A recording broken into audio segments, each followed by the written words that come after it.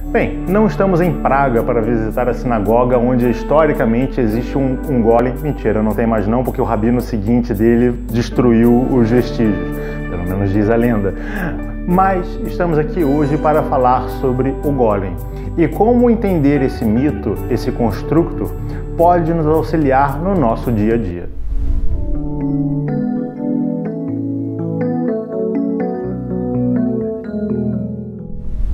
Caso você queira conhecer o mito do golem de maneira mais aprofundada, você vai encontrar vários textos na internet que vão te explicar detalhe a detalhe, mas de maneira introdutória, para a gente conseguir trabalhar com essa ideia, o golem dentro da cultura judaica seria uma criação do rabino. Basicamente seria um boneco, um ser de barro, que é feito e programado para uma determinada função, ou seja, aquele rabino coloca ali determinados símbolos naquele ser e ele vai executar aquilo que ele foi programado para. E aí a gente pode, como tudo dentro da espiritualidade, olhar para essa história de maneira literal, ou a gente pode começar a entender os símbolos que estão por trás dela para poder aplicar esses ensinamentos também na nossa vida. Eu aqui. Que aí já pode falar do símbolo. Talvez um primeiro símbolo que essa imagem do golem desperte, talvez seja o mais gritante, né? A gente está falando de uma criação humana, mas que mimetiza o humano, mimetiza o homem. Como assim? É como se o golem é como se fosse um boneco, vamos botar assim, né? Um boneco para que realiza tarefas.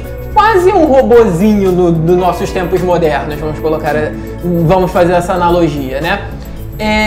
E a primeira coisa que a gente tem que salta aos olhos quando a gente pensa no golem é que, primeiramente, a palavra golem, né, do hebraico, como o João falou, ela significa tolo, bobo, estúpido.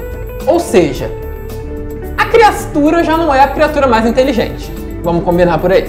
Vamos começar a conversa por aí, né? Ela já não é a criatura mais inteligente. A função dessa criatura é simplesmente servir ao seu senhor, no caso, o rabino, aquele que o criou. Servir como? Se é uma criatura que não é muito inteligente, talvez ela não... A gente para pensar, poxa, por que eu vou querer uma pessoa não muito inteligente me servindo? Na verdade,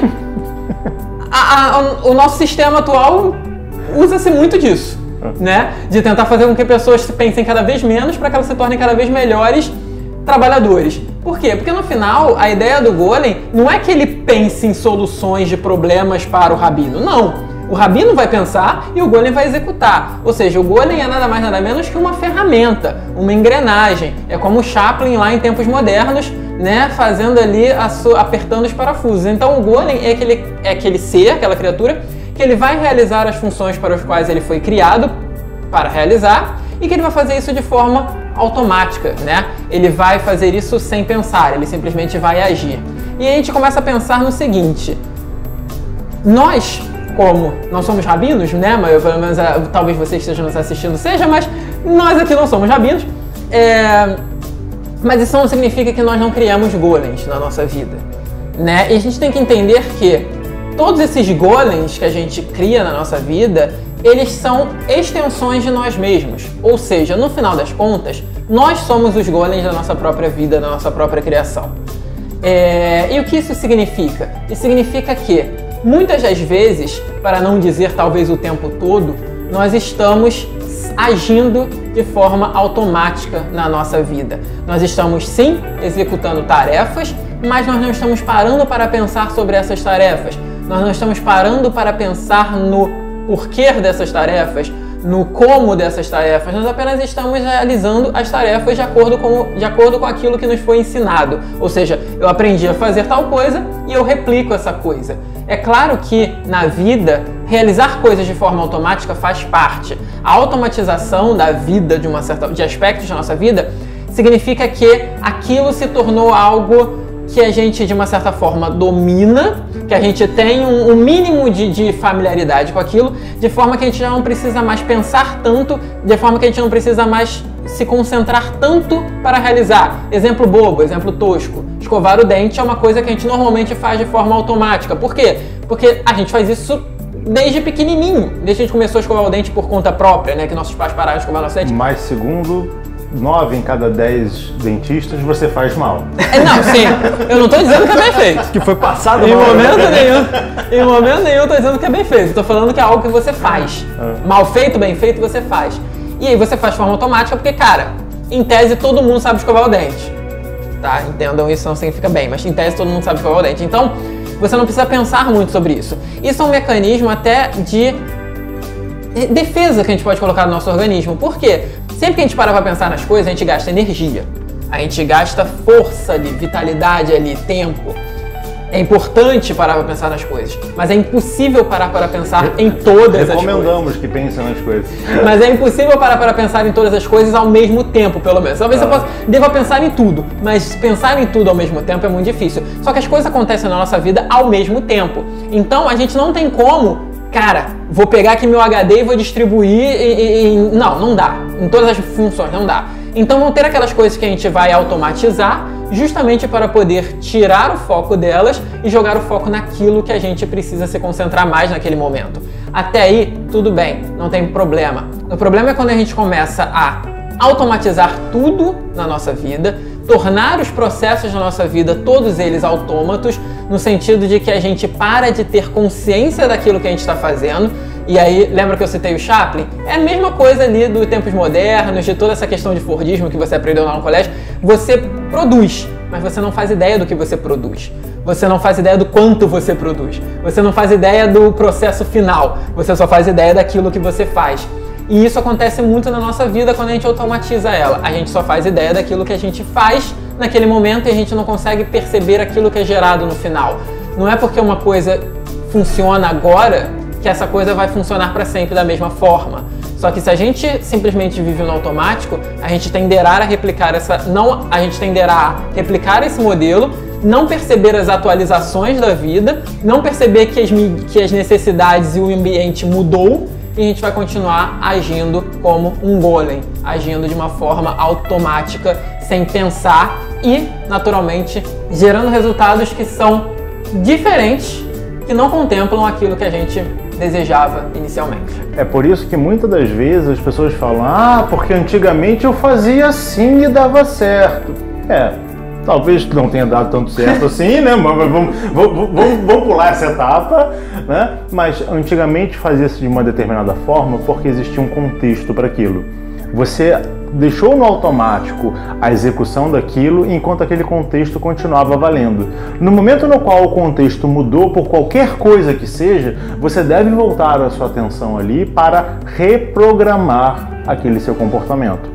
Porque senão acontece como no próprio mito do golem, né? O golem, o João falou que você vai colocar coisas nele ali para ele fazer, mas uma das peças-chave do golem é que está escrito na sua testa a palavra Emet, que significa verdade. E a forma de você desligar esse golem, porque à medida que o golem vai executando as tarefas, ele vai crescendo, ou seja, ele vai ocupando o espaço da nossa vida, é apagar a primeira letra, que é o Aleph, e você vai ter a palavra Mat, que é morto, ou seja, você vai tirar aquilo que é uma verdade e você vai matar aquela construção. Só que existe no mito que quando o Rabino apaga o Aleph da testa do golem, o golem se desfaz em terra e sufoca o Rabino e o Rabino morre. Por quê? Porque você está vivendo numa forma automática tão grande que toda a sua vida está ocupada por aquilo. Você não está mais vivendo, você se afastou da verdade e você acaba morrendo. Mesmo que você ainda esteja vivo se manifestando, mesmo que você ainda esteja interagindo com a sua família, indo trabalhar, fazendo qualquer outra coisa, você na verdade está morto por dentro, porque você faz as coisas de maneira automática. E para isso não acontecer, é importante que você preste atenção naquilo que você faz. Não dá para prestar atenção constantemente, como o Patrick disse, mas existem coisas que você sempre deve prestar atenção e outras coisas que a sua atenção ela deve passar por cima para fazer um balizamento, adequar aquilo que precisa ser adequado. O Patrick comentou que o golem é uma criatura feita pelo homem, né? Da mesma forma que no mito judaico, Deus cria o homem do barro, né? do pó da terra, o homem cria o golem do barro, do pó da terra. Só que nós, como seres humanos, somos imperfeitos. Nós somos perfeitos de maneira relativa.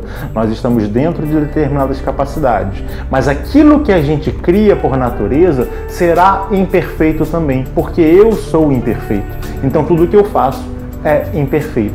A forma de você fazer com que essa criação não seja imperfeita é conectá-la com aquilo que é perfeito de verdade.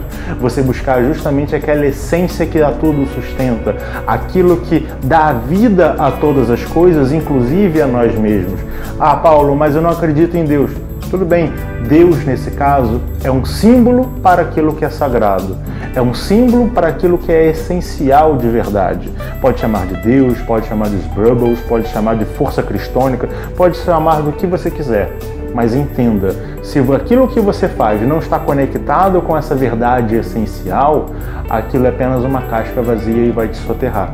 Vai te acabar te matando.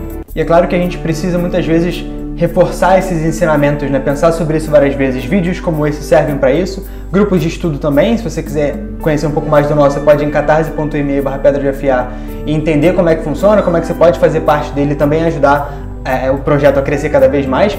Inclusive já deixa aqui também um comentário sobre o que você está achando desse vídeo, sobre o que você pensa no canal. Se inscreve, curte e ativa o sininho, faz o pacote completo.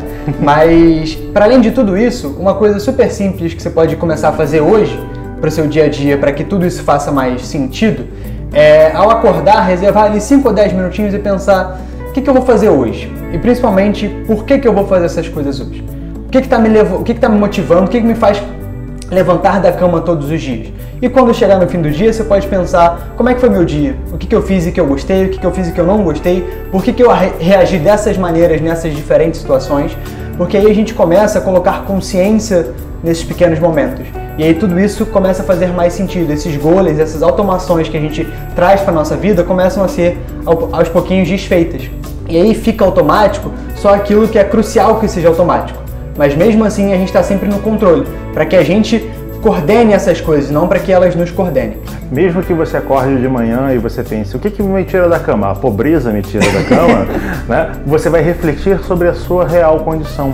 E a partir dessa reflexão, você pode tentar buscar mecanismos com outras pessoas de mudar esse sistema de propagação da pobreza.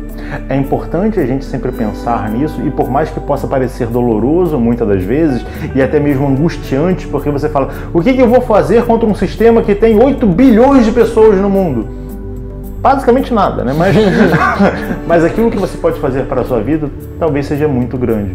E pensar sobre isso vai fazer com que você comece a ter a capacidade de tomar decisões que muitas das vezes você não tomaria.